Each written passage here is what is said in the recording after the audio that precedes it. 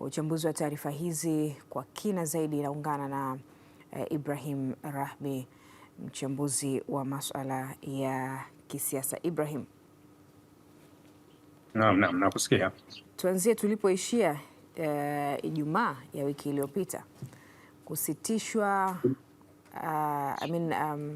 kutokuwepo kwa mazungumzo. Kulikuwa kuna taarifa za kusuasua kwamba mazungumzo yatafanyika au hayatofanyika, lakini sasa ni rasmi mazungumzo hayo hayatofanyika. Nini hasa ambacho kimemfanya Iran ashindwe kwenda pale Islamabad?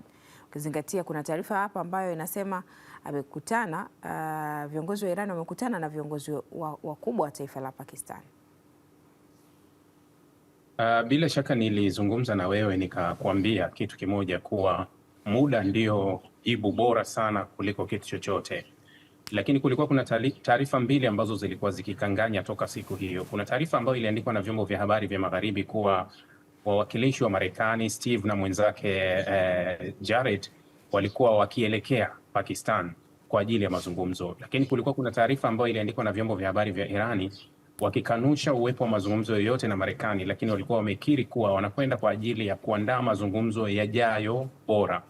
Nadhani zilikuwa hizo taarifa mbili, lakini tulichokiona kuwa ni ziara ya Araghchi ambayo ilimpeleka pale Islamabad, akaenda na ujumbe wake, wakazungumza na viongozi wa pale Pakistan, akiwemo mkuu wa majeshi Munir Asim pamoja na waziri mkuu Shahbaz Sharifu. Baada ya pale walirudi kwao, halafu wakaelekea tena Muscat. Tukamwona Araghchi akizungumza na mfalme Haitham bin Tariq, lakini baada ya hapo tumeona tena ziara ya kuelekea Moscow ya huyo Araghchi.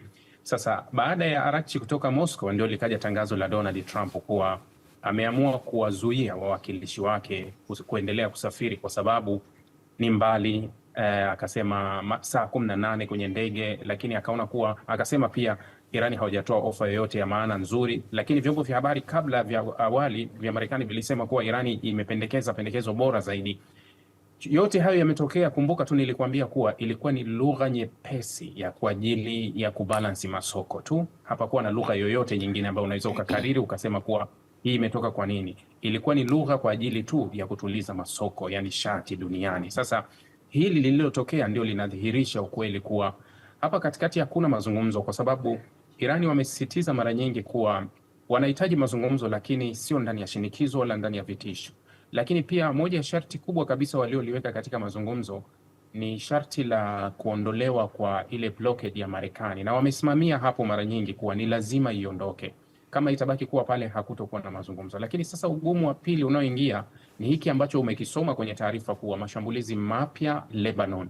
Hii pia lilikuwa ni moja la masharti ambayo yalisababisha mazungumzo ya mwanzo kabisa kuvunjika.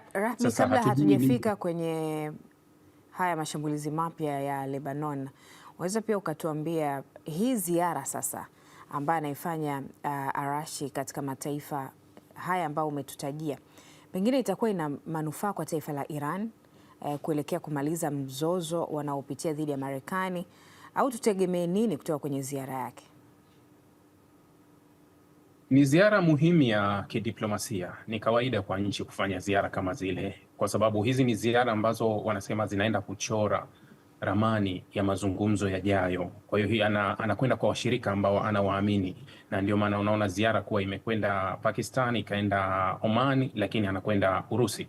Sasa hii ni ziara ambayo upande wa pili kutakuwa na mawasiliano ya nyuma kati ya Marekani na hao washirika wengine kuwa hiki na hiki, yani Marekani atapitisha ajenda zake kupitia Oman, atapitisha kupitia Urusi, atapitisha kupitia Pakistan pale wanapokuja kukutana na wawakilishi wa Irani kwenye kuzungumza hivi. Sasa wako pale pale kuonyesha kuwa wao wanataka mazungumzo, na hilo wamelizungumza, lakini pia wameweka masharti. Na ziara ya Pakistani imekuja na taarifa ambayo iliandikwa na vyombo vya habari pia vingi tu vya Magharibi, ikiwemo Reuters waliandika hii taarifa kuwa Iran ilikuwa imetoa ofa mpya kwa Marekani kuhusu kumaliza huu mzozo, hasa wakiwa wamejikita zaidi kwenye swala la Hormuz. Wanaweza kulimaliza tatizo la Hormuz, lakini ikawa imeamua kuweka pembeni swala la nyuklia lisiwepo tena kabisa.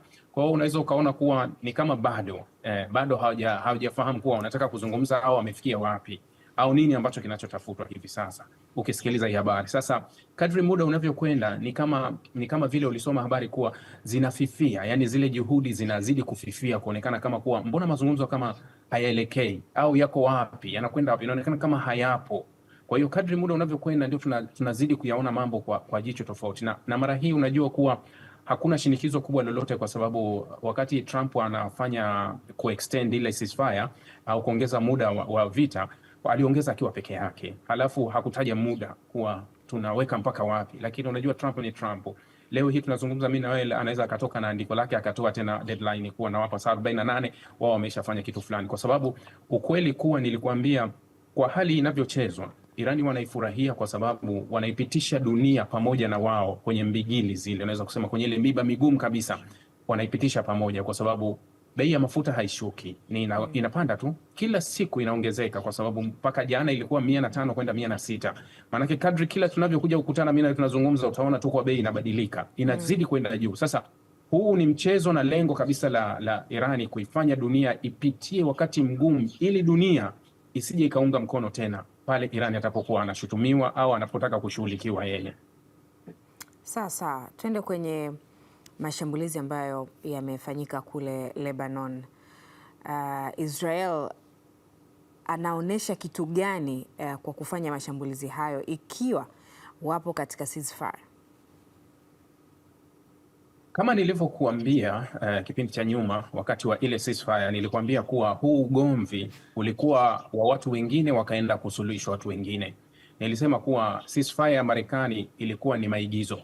Ile ilikuwa ni ceasefire ambayo sio halisi, kwa sababu walioitwa kwenye ceasefire kuna wengine walikuwa hawahusiki kabisa na hiyo swala hilo, walikuwa wanahusika ni wengine kabisa. Sasa hii inadhihirika wazi kuwa Israeli lengo lao kwenye huu mzozo limekuwa liko wazi sana. Israeli hawataki usitishaji wa namna yoyote, na hili wamelifanya kuwa gumu zaidi ili kuchochea mgogoro, kwa sababu kuna wakati Trump anashindwa kuwadhibiti au anashindwa kumdhibiti Netanyahu, na hii yote inatokana kuwa nafasi ya Netanyahu jinsi ilivyo.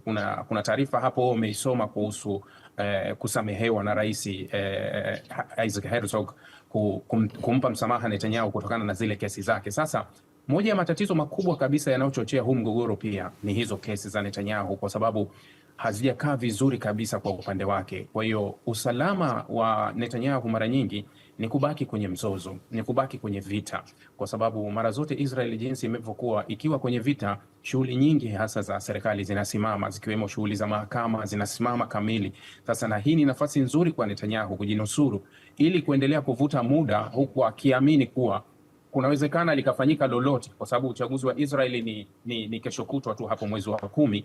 Licha ya kuwa ndani hali si nzuri, lakini anaamini Netanyahu ni shupavu sana kwa siasa za ndani, anajua anaweza akafanya lolote. Sasa hili la Lebanoni ni katika moja ya matatizo makubwa ambayo yanaratibiwa moja kwa moja na yeye Netanyahu anayaratibu ili kuhakikisha kuwa nchi haiwezi ikapata utulivu wa aina yoyote, kwa sababu kupatikana kwa utulivu maana yake unataka kuruhusu siasa ijadiliwe, na yeye hataki kabisa swala la siasa kujadiliwa. Kwa hiyo huu mgogoro wa Lebanoni jinsi ulivyo, mgogoro wa Lebanoni una taswira mbili tu: kumweka kwenye siasa nzuri Netanyahu, lakini kuirudisha Marekani kwenye vita iendelee, kwa sababu nilishakwambia kuanzia awali hapo kuwa haya makubaliano, hakuna makubaliano yaliyo upande wa Israeli. Sasa Israeli option yao ni kufanya lolote linalowezekana kubadili utawala ndani ya Irani, lakini kitu kimoja ambacho Waisraeli wako nacho kuwa hawajali kuwa kubadilisha kwao utawala kutaiumiza Marekani kiasi gani, hawajali Marekani itapata hasara kiasi gani, hawajali kuwa labda kubadili hili. Wao wanachoangalia kuwa ni wao watakuwa kwenye nafasi gani, kwa sababu baada ya hapo wanafahamu kabisa kuwa Marekani akiondoka hapo itawachukua miaka mingi sana kuja kujaribu tena kuishawishi serikali yoyote ya Marekani kuja kuleta jeshi hapo kwa ajili ya kupambana na Iran.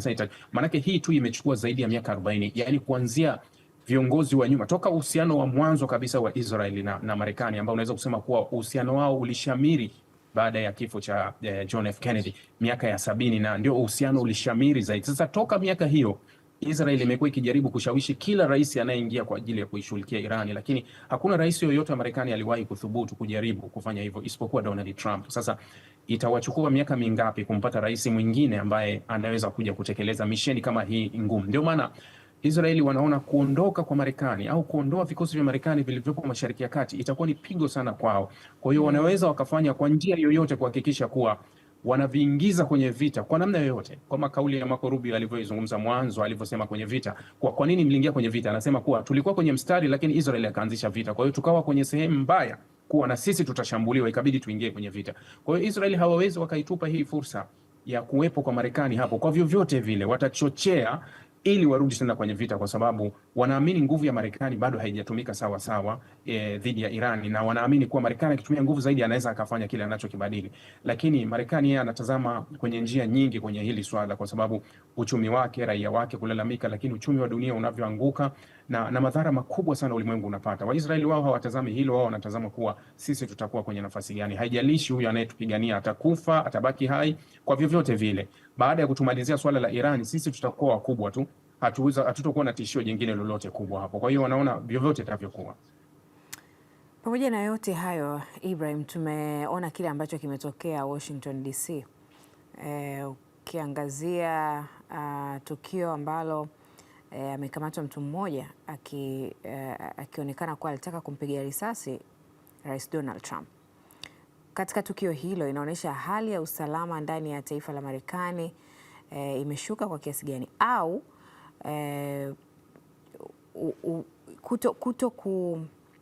kuto kuaminiwa na kuto kupendwa kwa Rais Donald Trump kwa wananchi wa Marekani kumeshuka kwa kiasi gani? Unajua, kwa Marekani ulizungumzia tukio la Donald Trump kushambuliwa kuonekana kama ni aghlab, yani kuwa hili tukio limekuwa jipya sana. Itakuwa sio sahihi, kwa sababu kwa watu wanaofuatilia taarifa za Marekani hakuna siku hata moja inaweza kupita kuwa Marekani hakuna tukio lolote la mauaji limetokea. Hapana, na si moja, ni matukio ya kila siku kwa Marekani.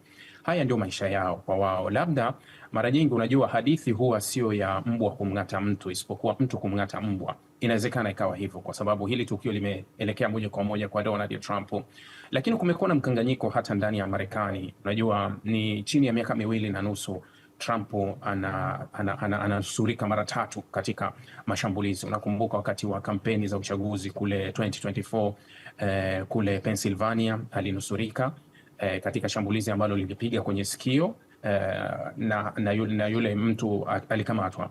Lakini kukaja na tukio jingine ambalo lilitokea kule Palm Beach, unakumbuka, Florida, na yule mtu alikamatwa. Yote ilikuwa ni matukio ya Donald Trump. Na hili jingine ambalo limetokea kwenye hoteli ya Hilton, ambao kulikuwa kuna hafla ya wanahabari wa ikulu walikuwa wameandaa. Sasa hili swala bado linaleta maswali, kwa sababu unajua tathmini za karibu tangu kuzuka kwa vita ndani ya Marekani na ile kukubalika kwa Donald Trump, kama ulivyoniuliza hapo, kuwa ni kumeshuka sana sana. Kuungwa mkono kwenye vita zaidi ya 70% sasa imefika kwa hawamungi mkono kwenye vita, lakini uboreshaji wake wa uchumi na mahusiano yake umeshuka sana. Trump wa awamu ya pili sio yule alikuwa Trump wa awamu ya kwanza. Kwa hiyo kuna baadhi labda wanahisi kuwa maybe watu wa Trump au Trump mwenyewe huamua kutengeneza haya matukio kwa ajili ya kujinusuru kisiasa. Unafahamu kuwa Trump alikuwa ni mcheza filamu wa Hollywood kabisa, amecheza filamu nyingi tu za Hollywood kabla wa rais. Sasa wengine wanaunganisha na hili kuwa labda amekuwa akitafuta hii nadharia ya kuonekana kama alikuwa anafanya kitu fulani, lakini ukweli unabaki kuwa ni tukio ambalo bado liko kwenye uchunguzi na haijulikani kuwa tutafikia wapi. Tusubiri vyombo vya mamlaka zituambie kuwa nini kilikuwa kwenye nyuma ya hili tukio. Sasa tunakushukuru sana Ibrahim Rahbi. Asante sana. Asante. Ni Ibrahim Rahbi, mchambuzi wa masuala ya kisiasa, tukiangazia kwa kina taarifa ambazo tumekuwa nazo.